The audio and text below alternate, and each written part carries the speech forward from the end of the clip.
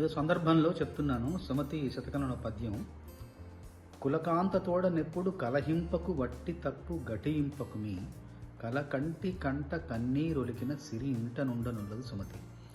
అంటే కులకాంత భార్యతోటి కలహింపకు, గొడవ పడకు, వట్టి తప్పు ఘటింపకు మీ, నీ తప్పు, ఇది పొరపాటు, ఇది దోషం, ఇది లోపం, ఇది అంటూ అవమానించడం, నిందలు వేయడం, చిన్నచూపు చూడటం చేయొద్దు. చేస్తే ఏమవుద్ది? కులకాంతతోడనెప్పుడు కలహించిన, వట్టి తప్పు ఘటించిన ఏమవుద్ది? కలకంటి కంట కన్నీరొలికిన, కలకంటి అంటే స్త్రీ, స్త్రీ కంట కన్నీరొలికిన ఇంట సిరి నింట నుండనున్నది సుమతి.